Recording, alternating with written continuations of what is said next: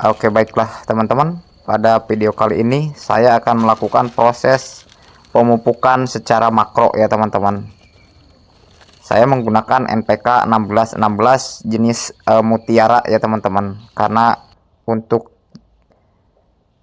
jenis tawon habis, dan ini adalah usia tanaman terong 22 hari setelah tanam ya teman-teman.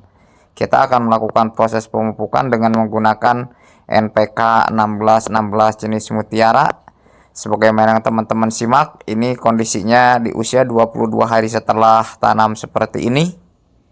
Dan saya akan melakukan proses pemupukan secara makro atau secara besar ya teman-teman. Simak terus videonya sampai selesai dalam proses budidaya tanaman terong lalap Prophyta F1 usia 22 hari setelah tanam. Pada usia 7 hari sebelumnya saya sudah melakukan proses pengocoran pertama dengan menggunakan Ultradap magnesium sulfat dan Ambition ya teman-teman. Dan kemudian 10 hari setelahnya saya melakukan proses penyepraian dengan bahan aktif abamectin dan dicampur dengan imidacloropid ya teman-teman, sehingga untuk proses pengendalian kutu kebul agar tidak terjadi virus kuning itu yang saya lakukan.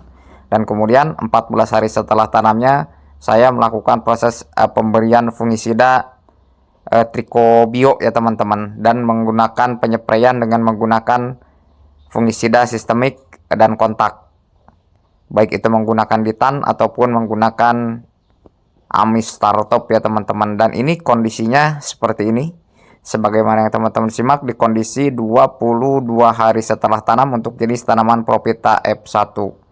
Kita langsung tabur saja seperti ini. Ini untuk kondisi tanaman seperti ini kita tabur, ini sudah aman ya teman-teman. Nah, di video sebelumnya ini adalah usia 10 hari setelah tanam yang saya review pada video sebelumnya, 10 hari setelah tanam itu. Dan sekarang yang ini adalah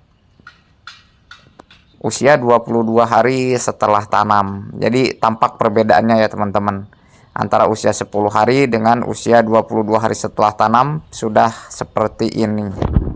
Dan untuk proses perempelan ke depan ya teman-teman, kita akan melakukan proses perempelan. Nanti saya rilis videonya cara merempel terong yang baik dan benar. Kemudian ada yang juga yang bertanya, katanya bang, apakah tanaman terong itu dipotong pucuk? Tidak ada tanaman terong dipotong pucuk ya teman-teman. Selama beberapa tahun saya budidaya tanaman terong, tidak ada yang namanya untuk jenis tanaman terong itu kita potong pucuk. Yang ada adalah perempelan, pembersihan daun. Jadi kalau saya melakukan proses penaburan NPK 16 dalam satu lubang tanam ini tidak banyak ya teman-teman, hanya sekitar 1 sendok teh saja. Kita taburkan secara merata. Ini kena batang pun tidak masalah untuk posisi tanaman terong yang sudah seperti ini ya teman-teman. Lain halnya dengan usia 7 hari atau sekitar 14 hari seperti ini.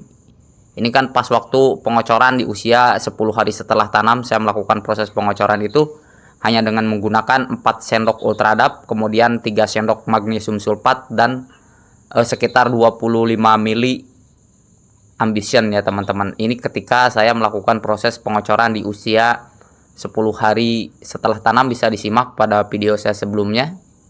Dan memang kondisi pada saat 10 hari setelah tanam ini masih bentuknya seperti ini ya teman-teman.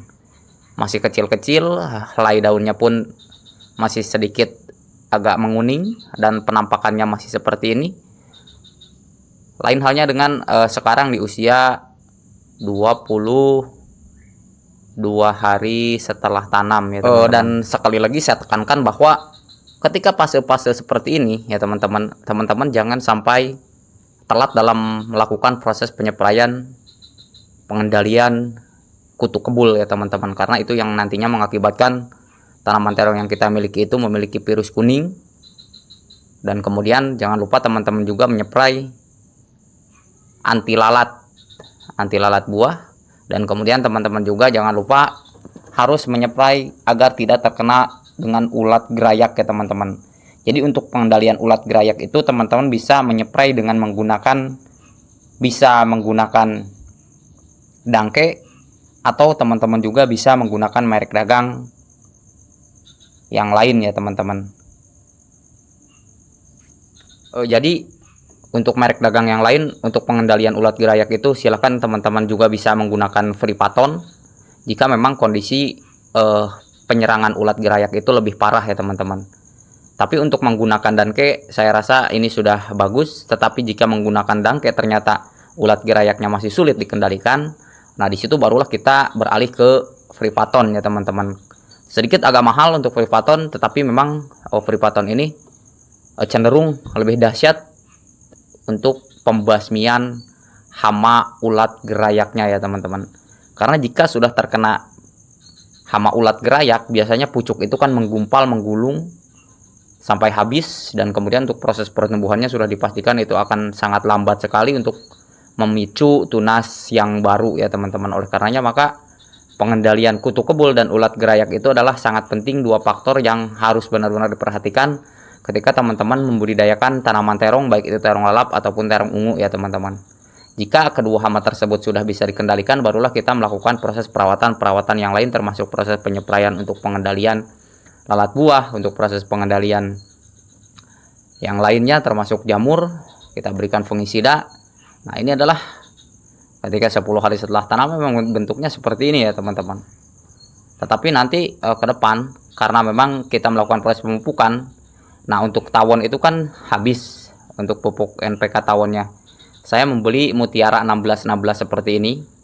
Jadi untuk pupuk Mutiara 1616 seperti ini, satu karung harganya sekitar 1 juta rupiah ya teman-teman. Dan untuk proses budidaya tanaman cabai ataupun tanaman terong, kalau kita mengocor ini untuk satu karung cukuplah untuk beberapa kali melakukan proses pemupukan secara makro atau pemupukan secara mikro dengan cara dikocor ya teman-teman. Jadi kalau saya untuk 20 liter paling saya menggunakan 1 gelas untuk NPK 1616 nya dicampur dengan asam humat, kemudian dicampur dengan kalha ya teman-teman. Nah ini untuk bedengan yang ini kan di bawah pohon terong, di bawah kebun terong yang saya miliki, di atas kebun cabai yang saya miliki. Jadi rencananya untuk bedengan yang ini adalah saya akan melakukan proses penanaman mentimun ya teman-teman. Ini untuk luas areanya adalah 600 meter persegi, diperuntukkan untuk menanam timun dengan target harga di bulan puasa mendatang ya teman-teman.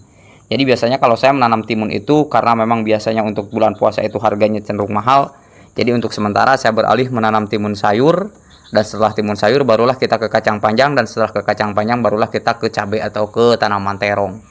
Lakukan hal yang sama untuk perollingan lahan, karena jika kita melakukan proses penanaman hanya suatu jenis saja, biasanya itu cenderung agak sulit untuk pertumbuhannya, sehingga kita harus melakukan proses perollingan tanaman ya teman-teman, agar nanti ke depan ketika kita melakukan proses perollingan tanaman, biasanya tanaman yang kita tanam itu pertumbuhannya akan bagus jika dibandingkan dengan hanya menanam tanaman yang itu-itu saja setiap musim ya teman-teman. Oke, terima kasih telah menyimak video saya dalam pemupukan makro untuk tanaman terong Propita F1 usia 22 hari setelah tanam. Jika ada pertanyaan silahkan ke kolom komentar. Terima kasih pada teman-teman yang setia mengikuti channel saya. Tetap semangat, tanpa pangan yang cukup maka bangsa dan negara tidak akan maju. Akhir kata, assalamualaikum warahmatullahi wabarakatuh.